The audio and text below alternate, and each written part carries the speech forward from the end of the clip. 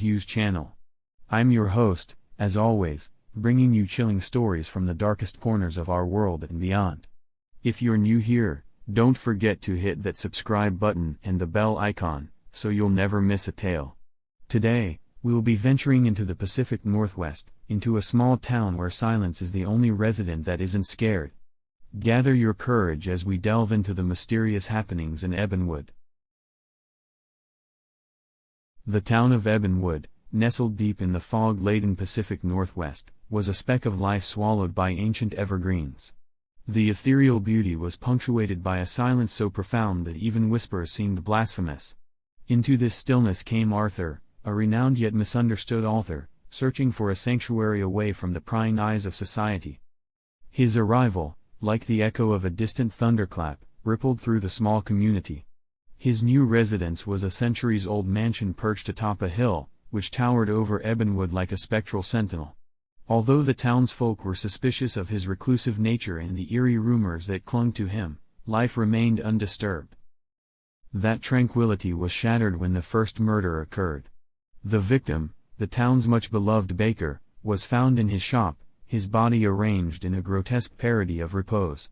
This brutal transgression against their sanctuary left the townsfolk paralyzed with fear. As whispers of the murder spread, eyes turned towards the solitary figure of Arthur, the outsider. When a second murder shook the town, the knot of dread tightened. The victim, the local librarian, was found with a parchment clutched in her lifeless hand. The cryptic message read, "The storyteller's shadow," which only served to fuel the suspicion towards Arthur. Driven by a desperate need to clear his name and an unsettling fascination with the macabre, Arthur delved into the secrets of Ebonwood. Unearthing an old town legend, he discovered a tale of a vengeful spirit believed to haunt the encircling forest. The spirit was said to be of a woman wronged centuries ago by the founding families of Ebonwood, a dark chapter in the town's history brushed under the carpet of time. Arthur continued his investigation, connecting the victims and the legend. The baker and librarian were descendants of the founders, the ones who wronged the vengeful spirit. The town's history, it seemed, was catching up with its present. Meanwhile, Arthur's isolation intensified.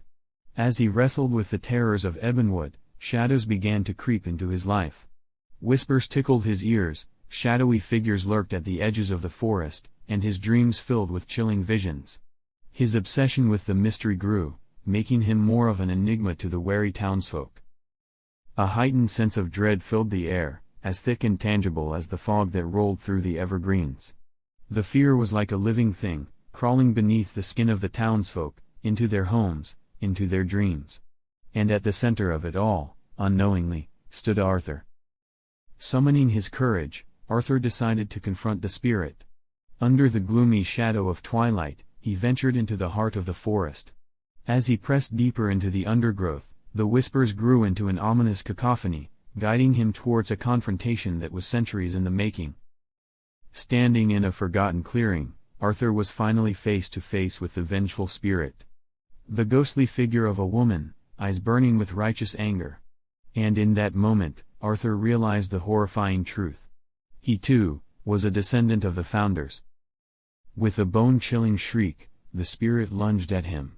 Arthur, driven by primal fear, ran for his life. He dashed through the dense forest, the specter's wails echoing behind him. Bursting through the doors of his mansion, he headed for the basement where he'd discovered an old family artifact, a locket said to contain the spirit's earthly remains. Arthur offered the locket to the spirit, now hovering menacingly at his doorstep.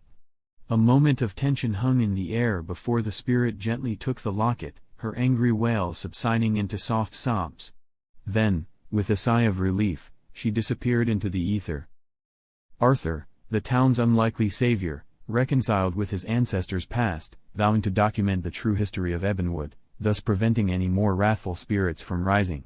The whispers in the wind subsided, and peace finally returned to the small town nestled in the heart of the shadowy woods. Phew! What a bone-chilling tale! Who would have thought the reclusive Arthur would turn out to be the unlikely hero? The past can often cast long shadows, as the townsfolk of Ebonwood found out. But sometimes, those shadows can be faced and peace can return.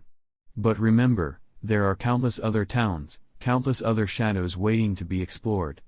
If you enjoyed this tale, don't forget to hit that like button and share this video with your fellow thrill seekers. This is Horror Hues, where the past and the present collide, and horror is just a whisper away. Until next time, stay curious and keep exploring. And remember, the shadows are always watching. Good night.